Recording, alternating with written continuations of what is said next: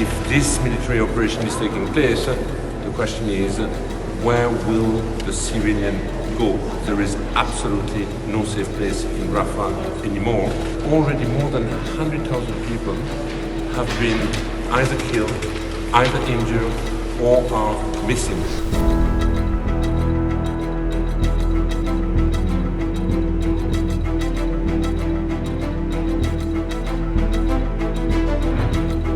The head of the UN agency responsible for aid in Gaza, Philippe Lazzarini, delivered alarming figures, expressing deep concern over the potential extension of Israel's military operation into Rafah. With over 1.5 million people sheltering in Rafah alone, representing more than half of Gaza's population, the stakes couldn't be higher. We were talking about the situation in Rafah, which is deeply concerning. And as you know, people are anxious and in fear of a possible large-scale military operation. If this military operation is taking place, the question is, where will the civilian go? There is absolutely no safe place in Rafah anymore, and the fear is that the number of people killed and injured might again significantly increase in a conflict where I reminded that already more than 100,000 people have been either killed, either injured, or are missing, which means in 4 months' time, 5% of the population, and we are still talking about the largest military offensive in the middle of a sea of displaced people. Panic and despair are on the rise as Israel gears up to target Rafah next in its campaign against Hamas. The sheer magnitude of the situation is staggering.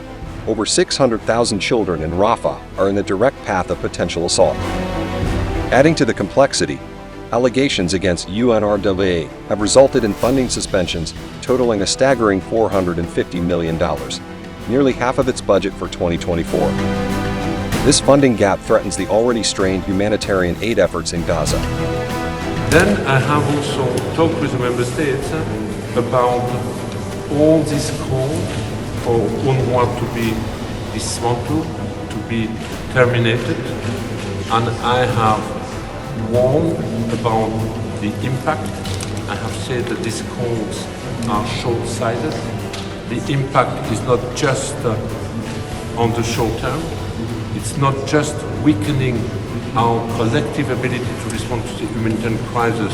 At a time, I want to remind, the ICG has asked this response to be scaled up. That's at the same time calls are here to weaken it. Palestinian Foreign Minister Riyad al-Maliki emphasized the urgency of preventing an attack on Rafah. The numbers speak volumes. 380 Palestinians have already lost their lives in the West Bank amidst escalating violence since the onset of the conflict. We have to prevent the attack on Rafah, the destruction of Rafah, and the killing of those who are there. If we fail to do so, the next step is how to provide safe passages for them to return to the areas from which they came, specifically to the north of the Gaza Strip. Meanwhile, German Foreign Minister Annalena Baerbock reiterated the call for safe corridors for civilians in Gaza, emphasizing the importance of protecting innocent lives. However, with Israel citing self-defense and recent hostage rescue missions in Rafah, the situation remains volatile. I would like to emphasize once again, the right to self-defense applies, and every country, like Israel, has the right to defend itself against terrorism. But it does not include expulsion. U.S. Secretary of State Antony Blinken and I therefore made it clear on the margins of the G7 summit in Tokyo that there must be safe places for the people, the civilian population in Gaza.